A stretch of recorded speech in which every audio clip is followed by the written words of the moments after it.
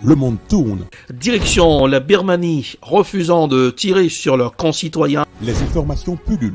Tout de suite, voici les informations. C'est le moment d'ouvrir la page internationale avec Erlichi Dorelas depuis Boston, Massachusetts.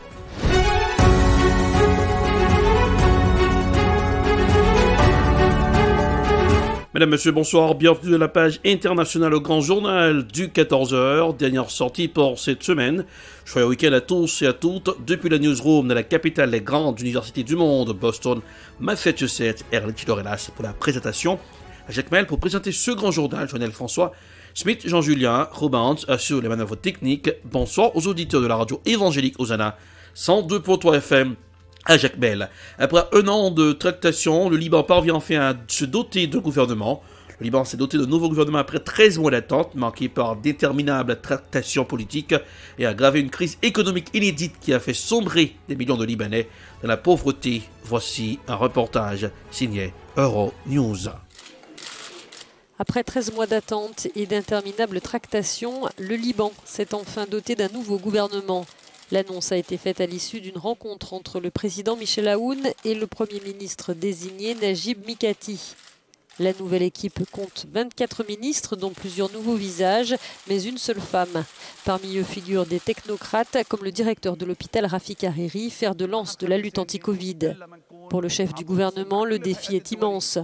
Je contacterai sans relâche tous les comités internationaux afin que nous puissions assurer les besoins élémentaires de la vie qui sont devenus aujourd'hui essentiels, a dit le chef du gouvernement.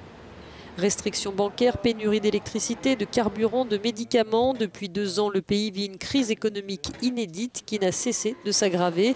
Avec une inflation galopante, selon l'ONU, 78% de la population vit aujourd'hui sous le seuil de pauvreté. La mise en place d'un gouvernement était une condition préalable à l'obtention de nouvelles aides internationales. En Afghanistan, 2 journalistes roués de coups de fouet. Afghanistan avec l'arrivée au pouvoir des talibans. Les journalistes ont peur. Hier, 2 d'entre eux ont été tabassés par les talibans. Leur tort avoir couvert une manifestation de femmes à Kaboul. Voici un reportage signé TV5 Monde. Visage tuméfié et démarche hésitante, ces 2 journalistes afghans dévoilent des blessures difficiles à regarder. Alors qu'ils couvraient une manifestation mercredi, ils ont été tabassés par des talibans. Le fondateur de leur journal, l'un des principaux quotidiens du pays, raconte. À leur retour au bureau, ils avaient du mal à marcher. Ils présentaient des signes de torture et de passage à tabac sur leur corps. Pendant leurs 4 heures de détention, un de mes collègues s'est évanoui 4 fois. Nous les avons emmenés à l'hôpital. Ce jour-là, quelques dizaines de femmes sont devant le commissariat du 3e district de Kaboul pour défendre leur droit à travailler et à étudier. Là, les 2 journalistes se font arrêter. Durant leur violente détention, les 2 hommes racontent que les talibans ne cachent pas leur détestation pour leur profession. Et leur cas ne serait pas isolé. Depuis leur accession au pouvoir, les nouveaux maîtres du pays ont interdit aux médias de couvrir certaines manifestations et intimident les journalistes. En témoignent ces images où ils interrompent une interview en pleine rue. Qu'est-ce que tu fais? Ce sont des journalistes de la télévision. Qu'est-ce que tu leur dis? J'ai le droit de donner mon opinion. Les talibans se sont engagés devant la communauté internationale à respecter la liberté d'expression. Pour les journalistes locaux, la réalité est bien loin des discours. Alors, le fondateur du journal des reporters agressés appelle aujourd'hui les médias du pays à s'unir et à dénoncer ces pressions. En Somalie, la dangereuse escalade entre le président et le Premier ministre se poursuit. L'escalade au sommet du pouvoir en Somalie a franchi un cap supplémentaire jeudi, avec une nouvelle confrontation entre le Premier ministre et le président sur le limogeage du ministre de la Sécurité. Voici un reportage signé Africa News. En Somalie, le torchon brûle entre le président et son Premier ministre avec une nouvelle confrontation ce jeudi entre les 2 hommes concernant le limogeage du ministre de la Santé. Ce dernier a été remercié le week-end passé par le Premier ministre Mohamed Roble et remplacé mercredi par un critique du chef de l'État, Mohamed Abdoulaye Mohamed, dit Farmajo, qui a dénoncé comme invalide constitutionnellement cette nouvelle nomination. Il s'agit de la 2e confrontation en quelques jours entre Farmajo et Mohamed Roble. Dimanche déjà, le Premier ministre avait limogé un intime du président, le chef de l'agence des services de renseignement et de sécurité, l'ANISA, remettant en cause sa gestion de l'enquête sur la disparition d'une de ses agentes. Le président somalien avait alors riposté, annulant la décision de son Premier ministre et nommant un remplaçant de son choix à la tête de l'ANISA. Depuis, une certaine tension s'est emparée de la capitale somalienne, 5 mois seulement après les affrontements armés qui ont sévi à Mogadiscio et ravivé le souvenir de décennies de guerre civile, et alors que la Somalie est déjà confrontée à une impasse électorale et à une insurrection djihadiste. En France, procès des attentats du 13 novembre. La lecture du rapport ravive la douleur. La soirée du vendredi 13 novembre 2015, 3 équipes, chacune composée de 3 hommes, attaquaient différents lieux de la région parisienne. À la salle audience de la cour d'assises spéciale de Paris, le silence s'est fait lourd quand le président a commencé à lire son rapport sur les attentats du 13 novembre.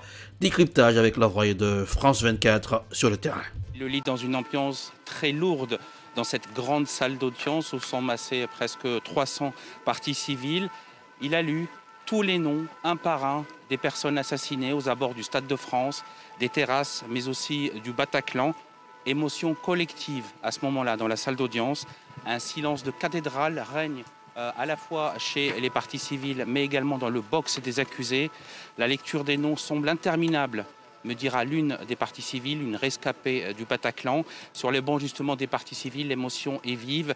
Difficile de soutenir ces noms qui reviennent.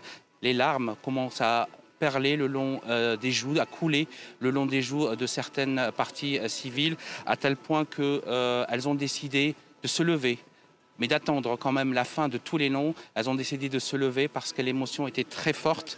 Elles ont écouté ça en silence, elles n'ont rien dit, mais à la fin de la citation de tous les noms assassinés aux abords du Stade de France, des terrasses et de Paris, certaines parties civiles ont quitté la salle d'audience. L'ambiance, l'émotion était trop forte, au bord des larmes. Elles me diront à la sortie que c'était important d'entendre, d'écouter les noms de chaque personne, leurs blessures, où elles ont été assassinées, mais que cette émotion était difficile à supporter. Une rescapée du Bataclan va avoir cette phrase en me disant « Assez d'émotions pour moi, je ne reviendrai pas dans la salle d'audience ». 11 septembre 2001, un jour sans fin. Le 11 septembre 2001, le monde sidéré vivait en direct les attaques sur le World Trade Center. 20 ans plus tard, la vie a repris ses droits à Ground Zero, mais beaucoup des défis posés à l'époque restent d'actualité. Voici un extrait de mini-documentaire réalisé par nos confrères de France 24. Il le lit dans une ambiance très lourde dans cette grande salle d'audience où sont massés presque 300 parties civiles.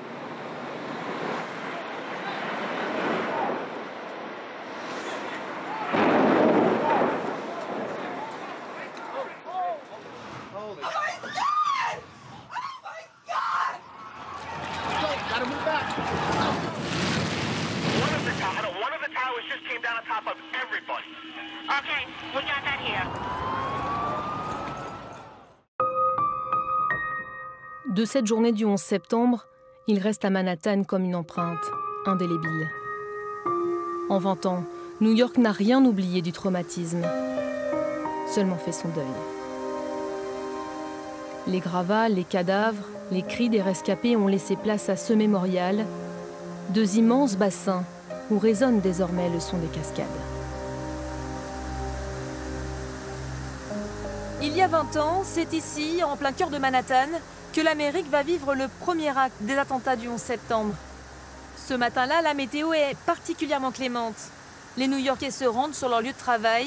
Ils ignorent encore qu'un commando d'Al-Qaïda va détourner 4 avions de ligne. 2 d'entre eux percuteront ici les tours du World Trade Center. L'édifice, aux 210 étages, ne résistera pas.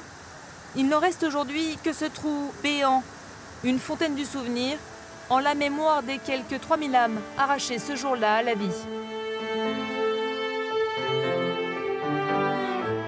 Une succession de noms auxquels il faut aussi ajouter ces autres lignes. En 20 ans, des centaines d'autres victimes ont été honorées sur cet autre mur. Nous sommes à 1 heure de Manhattan, au mémorial dédié aux premiers répondants. Ces pompiers, ces secouristes, ces professionnels du bâtiment, décédés après avoir développé diverses pathologies. John Field, lui-même amputé d'une partie du pied après une blessure à Ground Zero, leur dédie aujourd'hui sa vie. Il y a 12 ans, j'ai créé ce parc pour honorer tous ceux qui sont morts de maladie suite au 11 septembre. toutes les victimes reconnues par la loi de compensation James Zadroga que nous avons fait voter à Washington, D.C. Ces hommes et ces femmes de tout le pays, portant ou non l'uniforme, étaient ce que notre pays avait de plus beau à offrir il y a 20 ans. Des héros ? Oui, des héros. Non seulement nous honorons ces victimes, mais nous nous assurons que l'histoire ne sera jamais déformée. Ces hommes et ces femmes venus de tout le pays sont tombés malades et sont morts après avoir accompli un acte héroïque. Après ces attaques, après le 11 septembre, c'était votre principal objectif d'obtenir un fonds de compensation pour ces victimes ? Bien sûr, j'ai sillonné les couloirs du Congrès pendant 15 ans. Ça a été compliqué ? Oui, très difficile. Nous refermons ce chapitre selon nos conditions et nous nous en allons avec dignité et classe. Je devais me battre pour moi-même, mais aussi pour des dizaines de milliers d'autres personnes. Nous avons finalement obtenu la prise en charge de nos soins par l'État et une compensation financière, mais plus le temps passe, plus les choses empirent au sein de la communauté du 11 septembre, parce que les gens vieillissent, tombent de plus en plus malades et continuent de mourir. Notre gouvernement n'a pas été à la hauteur. On nous a menti et donc nous avons décidé de nous battre en retour. Après l'effondrement des tours, des dizaines de milliers de répondants viennent prêter main forte à Ground Zero. Ce jour-là, c'était chaotique. Quand on est arrivé à Ground Zero, c'était comme dans un film. Tous les secouristes déployés sur site ignorent à l'époque que dans leur chute, les tours jumelles ont libéré près de 2 millions de tonnes de fumée particulièrement toxique. De l'amiante, du béton pulvérisé, des particules de verre aussi. Comme beaucoup d'eau. C'est la fin de la page internationale au Grand Journal du 14h pour aujourd'hui. Présentation Erlich Dorelas, production et prod, réalisation Télébeltor pour le compte de la radio évangélique Hosanna 102.3 FM à Jacmel. Beaucoup de médias ont consacré une partie de leur temps à cette date qui a marqué l'histoire américaine, le 11 septembre. Les attentats du 11 septembre qui ont fait des milliers de morts de la terre étanusienne. C'était le cas pour France 24. Bonsoir Jonel, bonsoir Rubens, bonsoir Smith Jean-Julien. Avant de partir, la couleur du temps pour ce aujourd'hui, c'est le week-end. Boston 75 degrés Fahrenheit, 24 degrés Celsius. Jacmel 89 degrés Fahrenheit, 32 degrés Celsius. Passez un excellent week-end en compagnie de la radio. Et n'oubliez pas de garder le sourire, car le sourire, ça rajeunit le visage. Bonsoir, à lundi. C'était la page internationale avec Erlich Dorelas.